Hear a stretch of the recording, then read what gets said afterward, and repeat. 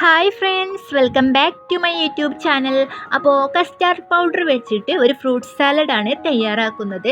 സാധാരണ ഫങ്ഷൻസിലൊക്കെ ബിരിയാണി കഴിച്ചതിന് ശേഷമായിരിക്കും ഈ ഒരു ഫ്രൂട്ട് സാലഡ് സെർവ് ചെയ്യാറ് കേട്ടോ.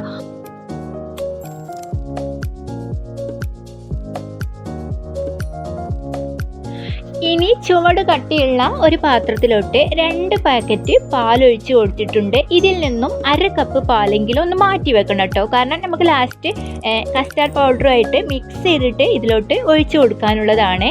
ഇനി ഈ പാലൊന്ന് തിളപ്പിച്ചെടുക്കണം. ഇനി ഈ പാല് തിളച്ച് വരുന്ന സമയം കൊണ്ട് തന്നെ നമുക്ക് കസ്റ്റാർഡ് പൗഡറിൻ്റെ മിക്സൊക്കെ ഒന്ന് തയ്യാറാക്കി വെക്കാം കേട്ടോ. അപ്പോൾ വാനില ഫ്ലേവറിലുള്ള കസ്റ്റാർഡ് പൗഡറാണ് എടുത്തിട്ടുള്ളത്. ഏകദേശം 2 ടേബിൾ സ്പൂൺ എടുത്തിട്ടുണ്ട് കേട്ടോ.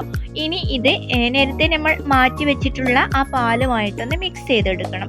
ചൂട് പാലിൽ വെച്ചിട്ട് കസ്റ്റാർഡ് പൗഡർ മിക്സ് ചെയ്യാൻ വളരെ പാടാണ്. അതുകൊണ്ടാണ് 1/2 കപ്പ് പാല് മാറ്റി വെച്ചിട്ടുള്ളത്.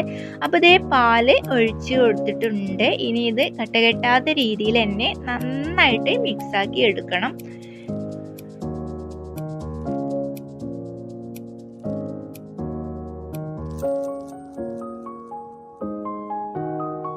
ഈ മിക്സ് ഒന്ന് മാറ്റി വെക്കണേ. അപ്പോൾ പാലൊക്കെ ഇവിടെ നല്ലപോലെ തന്നെ തിളച്ച് വന്നിട്ടുണ്ട്. ഇനി മധുരത്തിന് ആവശ്യമായിട്ടുള്ള പഞ്ചസാര ചേർത്ത് കൊടുക്കുക.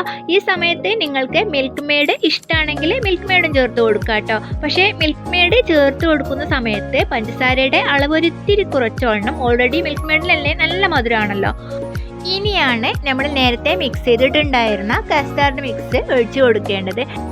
ഈ സമയത്ത് നമ്മൾ പ്രത്യേകം ശ്രദ്ധിക്കേണ്ടത് എന്താണെന്ന് വെച്ചാൽ ഫ്ലെയിം ഒന്ന് കുറച്ചിട്ട് വേണം ഈ കസ്റ്റാർഡ് മിക്സ് ഇതിലോട്ട് ഒഴിച്ചു കൊടുക്കാനായിട്ട്. അങ്ങനെ 2-3 മിനിറ്റ് കൊണ്ട് തന്നെ ഇതുപോലെ ഒന്ന് തിക്കാവാൻ വേണ്ടി തുടങ്ങും. അപ്പോൾ നമ്മൾ ഇതുപോലെ മിക്സ് ആക്കിയതിന് ശേഷം ഇതൊന്ന് കുക്കാക്കി എടുക്കണം.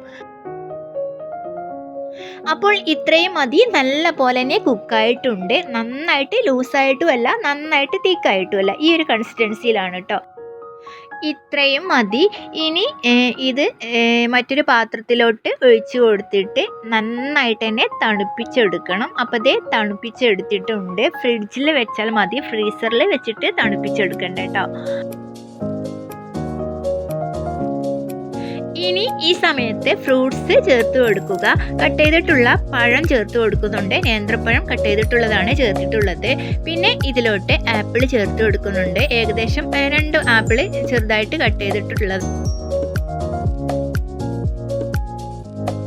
ഇനി ഇതിലോട്ട് മുന്തിരി ചേർത്ത് കൊടുക്കുന്നുണ്ട്. ഇതോടൊപ്പം പച്ചമുന്തിരി ഉണ്ടെങ്കിൽ അതും ചേർത്ത് കൊടുക്കാവുന്നതാണ്.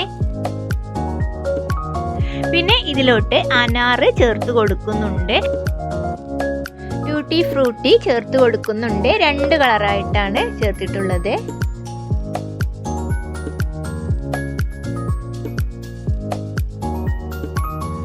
ലാസ്റ്റായിട്ട് ഇനി ചേർക്കേണ്ടത് കോക്കനട്ട് ആണ്. അപ്പോൾ ഈ ഒരു കോക്കനട്ട് നമ്മൾ കടകളിൽ നിന്നൊക്കെ വാങ്ങിക്കാറുള്ള കോൺ ഐസ്ക്രീമിൻ്റെ മുകളിലായിട്ട് ഫുഡ് കളറായിട്ടുള്ളൊരു കോക്കനട്ട് മിക്സ് ചെയ്തിട്ടാണല്ലോ ഡെക്കറേറ്റ് ചെയ്യാറ്. ആ ഒരു കോക്കനട്ടാണ് കേട്ടോ ചേർത്തിട്ടുള്ളത്. ഇനിയിപ്പോൾ നിങ്ങളുടെ കയ്യിൽ ഇതൊന്നും വേണമെന്നില്ല. സാധാരണ പഴം വെച്ചിട്ടും ഈ കസ്റ്റാർഡ് പൗഡർ പാലുമായിട്ടൊന്ന് മിക്സ് ചെയ്തിട്ട് പഴം വെച്ചിട്ടും ഈ ഒരു ഫ്രൂട്ട് കസ്റ്റാർഡ് നമുക്ക് തയ്യാറാക്കാം കേട്ടോ.